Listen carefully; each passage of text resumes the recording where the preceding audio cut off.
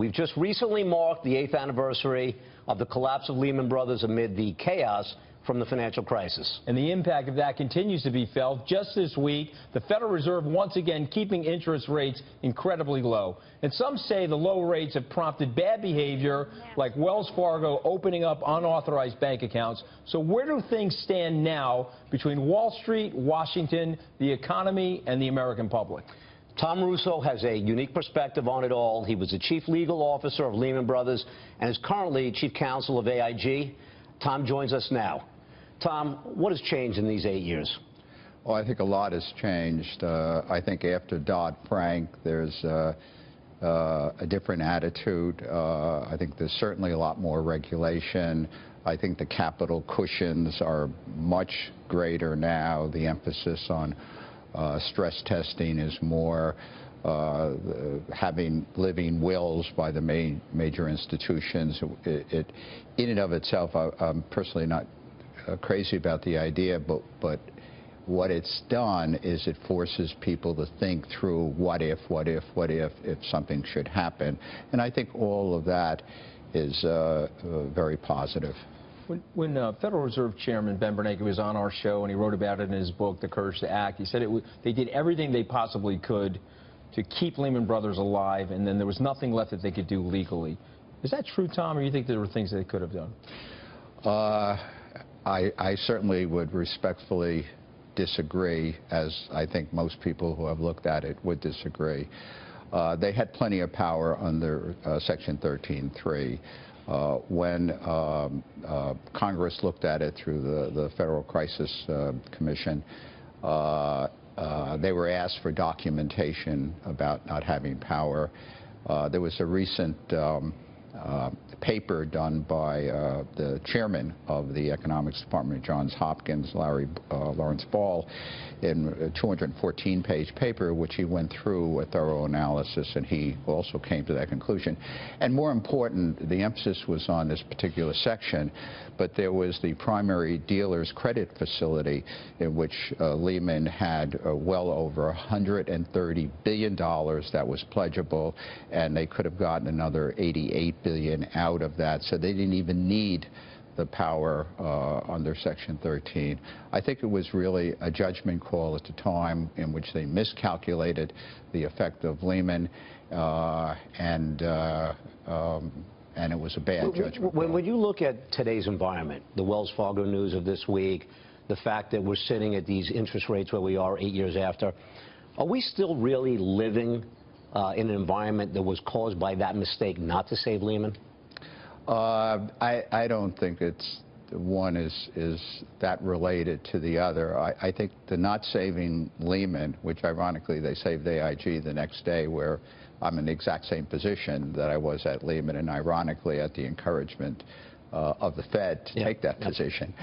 I think that did a lot of damage to the economy that was unnecessary, and as a result, they had to do dramatic things, including with a lot of other investment banks that following weekend. Do you think that there was an expectation at the senior management level, the executive suite at Lehman, that they were going to get backstopped? Because that's ultimately what the Fed was designed to do, Tom, is to backstop banks like that in a crisis. Well, before Tom answers that, I mean, obviously, I've said publicly for many years here now, and Tom can either agree with me or disagree, that I believe senior management, whether it be Dick Fuld, whether it be Tom and the other executives, they were operating in the summer of 2008 with the idea that Hank Paulson had told them that we encouraged, it's public record, they encouraged them to find a partner, to find a financial partner.